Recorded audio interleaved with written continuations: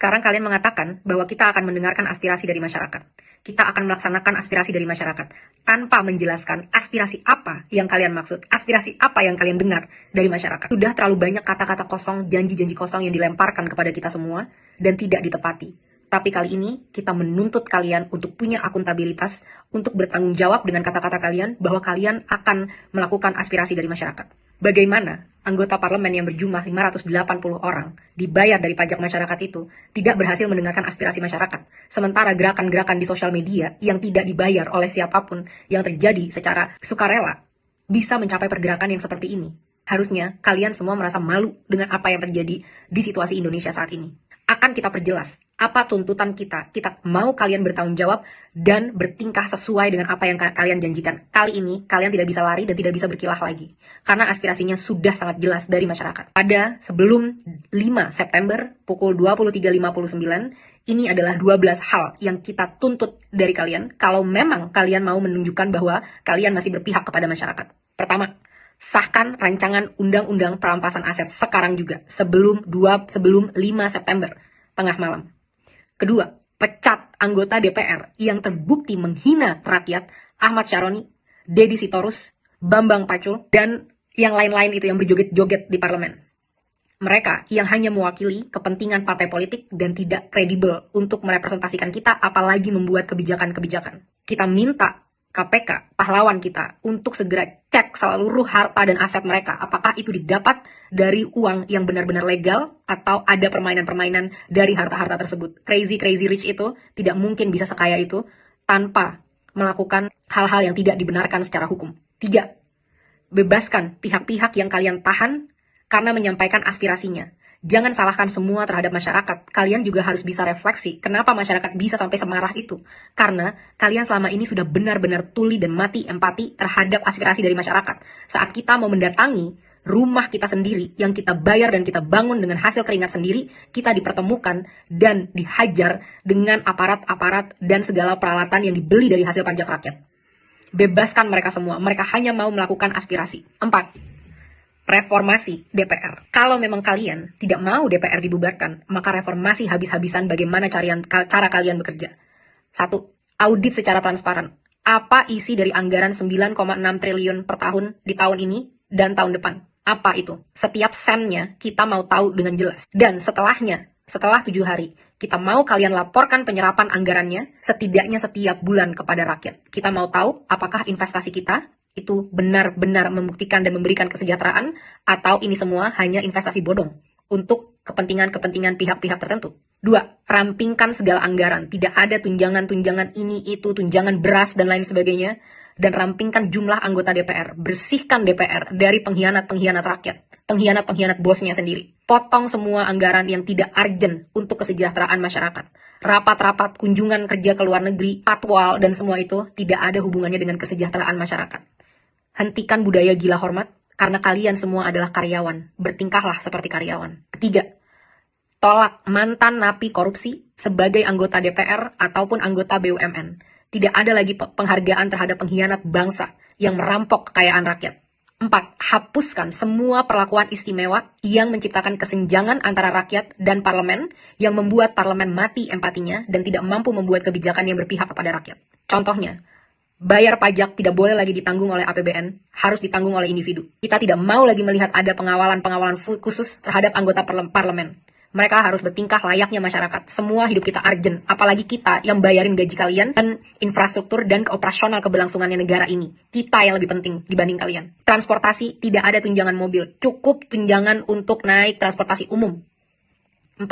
Hapuskan pensiunan seumur hidup bagi para anggota-anggota DPR yang masa kerjanya hanya 1 periode. Kita tidak mau lagi membayari mereka sampai akhir hayat kalau memang mereka tidak mau mengabdi dengan tulus kepada masyarakat. Kedepannya, kita mau KPK atau BPK untuk meninjau dan memeriksa harta dari segala anggota DPR, dan kita mau transparansi yang besar-besaran. Semua rapat-rapat, diskusi, kita mau itu ditunjukkan live secara online ke rakyat. Bahkan kalau bisa, rakyat harus selalu boleh masuk ke gedung DPR untuk mendengarkan dan melihat apa yang karyawannya sedang lakukan. 5. Tunjangan gaji dan tunjangan-tunjangan yang lain, total take home pay. Total yang bisa kalian bawa pulang, tidak boleh melebihi 5 kali upah minimum UMR nasional dari masyarakat. Harus jelas kemana setiap anggaran-anggaran ini, dan kita mau jelas berapa yang diterima. Tidak boleh lagi ada kesimpang siuran yang berkata ada yang menerima segini, segitu, dan lain sebagainya. Harus jelas berapa yang diterima sebagai take home pay, kita harus tahu itu.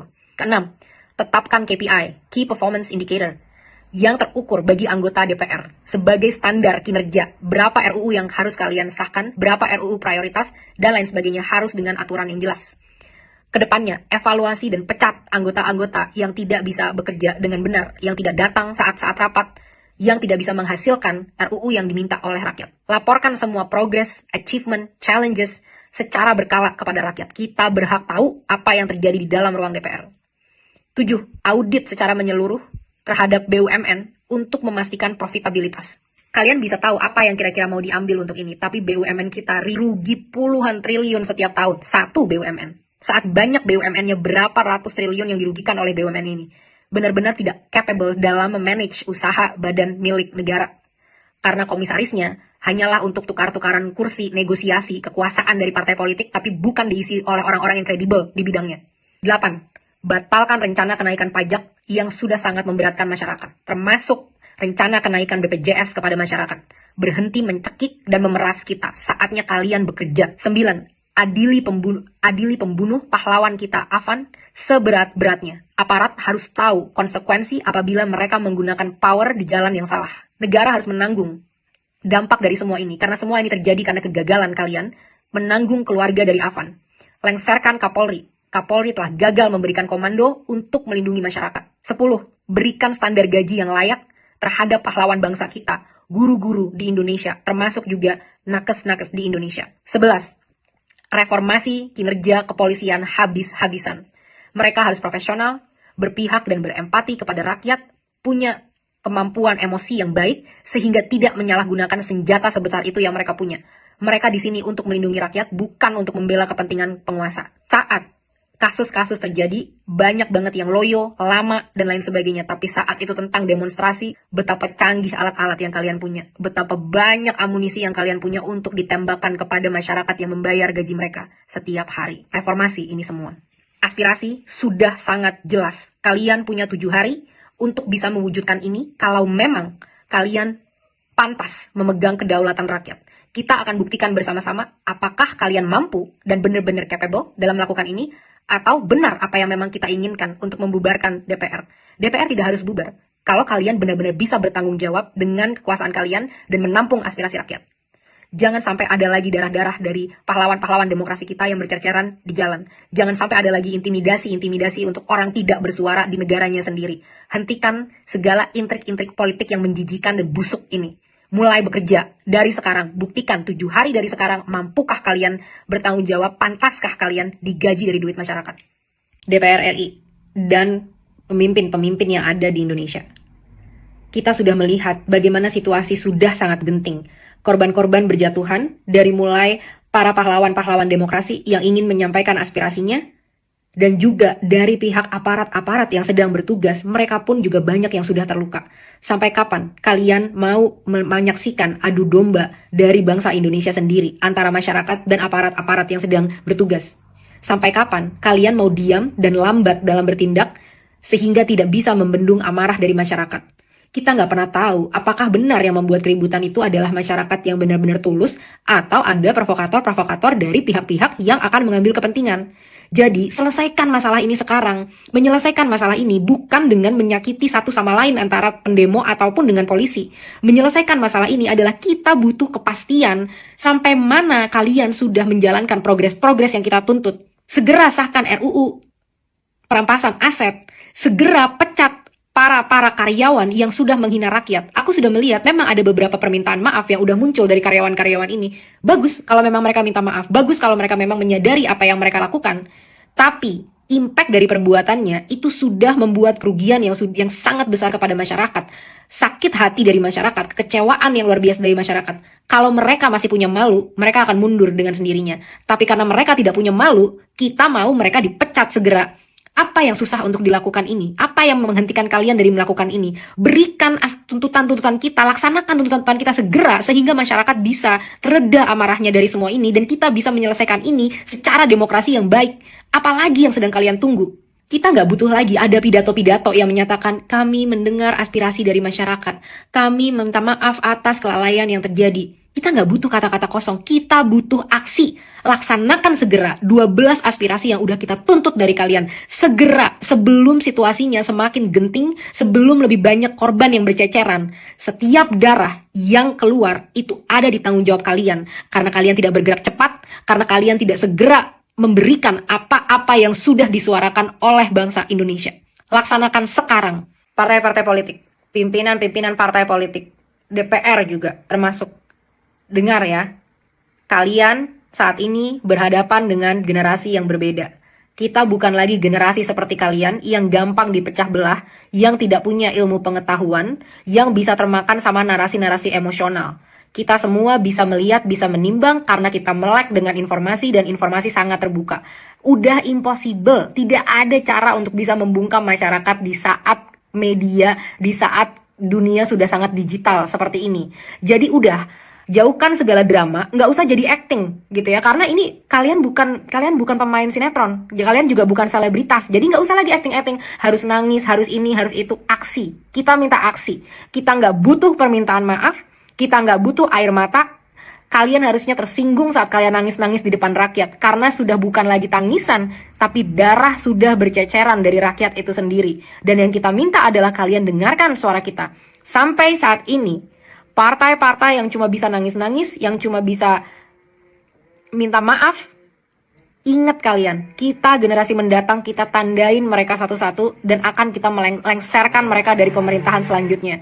Karena mereka hanya bisa berdrama tapi tidak bisa beraksi. Kalian masih punya waktu ya, masih ada beberapa hari. Jadi masih ditunggu. Apakah kalian berani memecat anggota-anggota kalian yang arogan? Minta maaf tidak cukup. Kalau minta maaf cukup, bisa nggak kita nggak usah bayar pajak terus minta maaf sama pemerintah? Kapolri dan pemerintah berhenti mengadu domba polisi dengan warga sipil. Apa-apaan ini? Polisi yang terluka dikasih penghargaan kenaikan pangkat luar biasa. Ini biar apa? Mau mengirim message apa? Mau menghargai kinerja-kinerja mereka? Ya udah, hargain, nggak apa-apa. Kalau yang benar kinerja mereka yang dilaksanakan itu benar-benar menghentikan dari provokator. Kalau yang selama ini terluka banyak, udah orang yang berguguran, manusia-manusia, pahlawan-pahlawan kita yang berguguran, yang tidak bersalah, yang kena gas air mata 60 tahun lalu meninggal dan lain sebagainya. Terus setelah itu kalian berikan penghargaan terbesar kepada yang polisi-polisi yang terluka. Ini bener-bener kayak mengakui, membenarkan kalau sampai seseorang terluka dari pihak aparat, berarti mereka berhak kenaikan pangkat luar biasa. Jadi gimana nih? Kalau polisi yang pengen naik pangkat harus terluka gitu. Jadi harus makin anarkis gitu. Biar kalau bisa memancing amarah masyarakat, mereka terluka makin naik jabatannya. Itu gimana logikanya? Karena kita memberikan penghargaan kepada yang nantinya bisa menginspirasi tindakannya untuk menginspirasi yang lain biar mengikuti tindakannya. Kalau kayak gini kan bisa jadi makin agresif dong aparat kepolisiannya.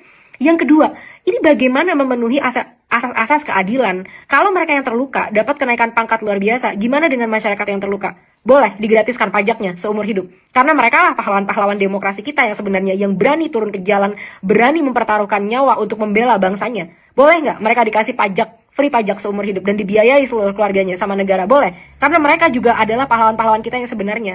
Dan ketiga, apa urgensi memberikan penghargaan di saat genting seperti ini? Tuntutan sudah keluar, tuntutan sudah jelas. Kenapa nggak fokus untuk menjalankan tuntutan biar tidak ada lagi adu domba antara polisi-polisi dan aparat yang bertugas dengan warga sipil? Karena kalau tuntutan dilaksanakan setiap hari dengan cepat, dengan cekatan, masyarakat pasti akan reda amarahnya. Polisi pun bisa aman, bisa pulang ke rumah dengan aman. Berhenti adu domba ini. Lakukan kerjaan yang memang seharusnya kalian sudah lakukan. Jangan lakukan aksi-aksi yang justru malah memancing amarah, memecah belah antara aparat dan juga warga. Tolonglah. Kali ini sudah jelas kok perintahnya apa yang yang rakyat mau gitu. Dan kalian punya deadline setiap hari, setiap detik berjalan. Kita menunggu kerjaan dari kalian.